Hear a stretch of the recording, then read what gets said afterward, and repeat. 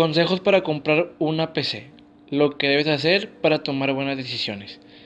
Si estás por comprarte una PC, lo primero que debes hacer es pensar para qué la necesitas, ya que varían los precios y hay muchos rumores de los precios. A continuación te brindamos una serie de consejos. Comprar una PC de marca o un clon. En las de marca el precio es bastante mayor y son menos personalizables. En el caso de los clones son mucho más personalizables y son más económicas. También debemos preguntar por la garantía y ver cuánto dura. También qué cubre, esto es importante y debe ser tomado en cuenta. También comprueba que tengan los drivers incluidos en el equipo. Después de checar todos estos consejos, podemos proceder a comprar la PC.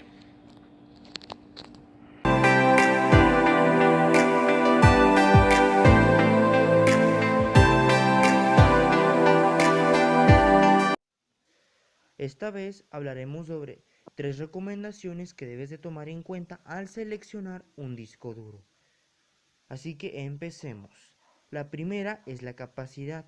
Comprar menos de 3,5 GB dará lugar a que pronto nos veamos cortos de espacio, pues entre el sistema operativo y un suite ofimática básica, entre paréntesis lo que viene siendo un procesador de texto, la base de datos, hoja de cálculo y programa de presentaciones, se consumen en torno a 400 megabytes. Si instalamos los navegadores de Microsoft y Netscape, suma otros 100 megabytes. Una buena suite de tratamiento gráfico ocupa en torno a 300 megabytes y hoy en día muchos juegos ocupan más de 200 megabytes en el disco duro. Ya tenemos en torno a 1,5 gigas ocupados y aún no hemos empezado a trabajar con nuestro ordenador. Así que te recomendamos tener, al momento de comprar un disco duro, tener una buena capacidad de almacenamiento que por lo menos rebase más de los 800 megabytes. Después tenemos la velocidad de rotación, que es RPM. Es la velocidad a la que gira el disco duro, más exactamente la velocidad a la que giran el o los platos del disco, que es donde se almacenan magnéticamente los datos.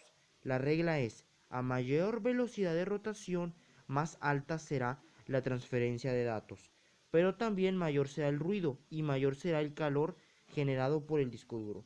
Cuando componer los discos duros muy pegados entre sí o entrecerrados entre la CD-ROM y la disquetera, necesitan una ventilación adecuada. Y por último tenemos el tamaño del buffer.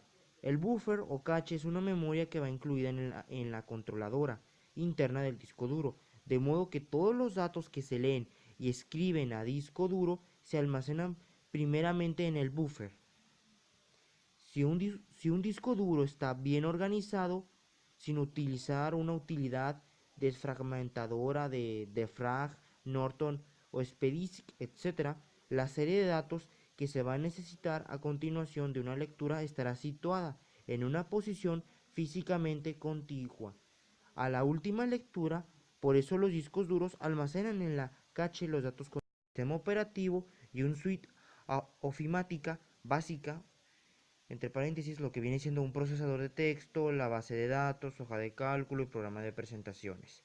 Se consumen en torno a 400 megabytes. Si instalamos los navegadores de Microsoft y Netscape, suma otros 100 megabytes. Una buena suite de tratamiento gráfico ocupa en torno a 300 megabytes y hoy en día muchos juegos ocupan más de 200 megabytes en el disco duro.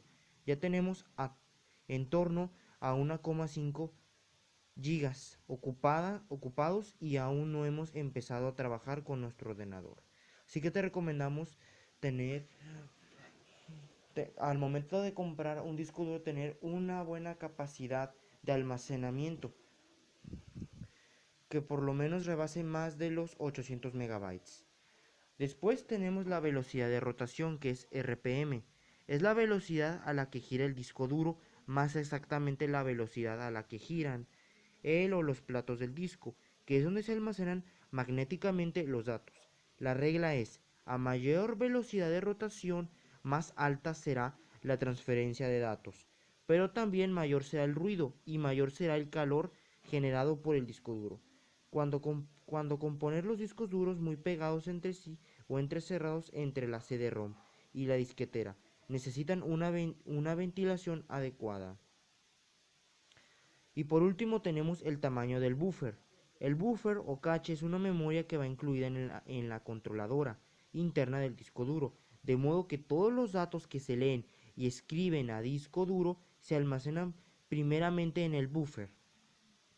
Si un disco duro está bien organizado, sin utilizar una utilidad desfragmentadora de defrag, Norton o SPDISC, etc., la serie de datos que se va a necesitar a continuación de una lectura estará situada en una posición físicamente contigua a la última lectura.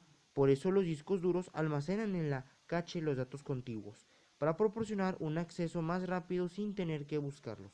De ahí la conveniencia de desfragmentizar el disco duro con cierta frecuencia, ya que el buffer es muy útil cuando se está grabando de un disco duro o una CD-ROM, pero en general cuando más grande mejor, pues contribuye de modo importante a la velocidad de la búsqueda de datos.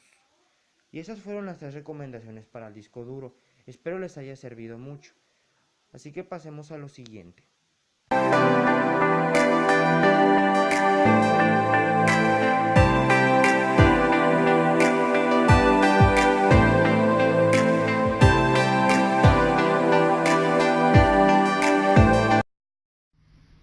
Finalmente, la memoria RAM es una memoria volátil cuyas siglas significan memoria de acceso aleatorio. Esta memoria es la encargada de gestionar los programas que están abiertos en tu ordenador.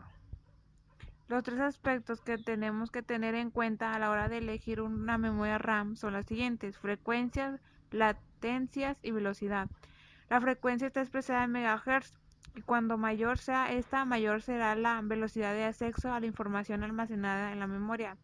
Los módulos DDR4 van de los 2133 MHz hasta los 4266 MHz, situándose en el punto más adecuado en la calidad-precio entre los 2400 y los 3000 MHz. La latencia expresa el retraso que hay entre la petición y ejecución de una tarea. Por lo tanto, cuando menor sea, mejor será el módulo. Este dato viene expresado mediante la nomenclatura CLX, siendo X el número en el que tenemos que fijarnos. Una RAM CL11 será mejor que una RAM CL15, pues su latencia será menor. ¿Qué factor importa más a la hora de elegir una memoria? Claramente la frecuencia. Una frecuencia elevada hace que la RAM sea mucho más rápida y compense una latencia mayor. El orden de preferencia debe quedar como capacidad, frecuencia y latencia a la hora de elegir una memoria u otra.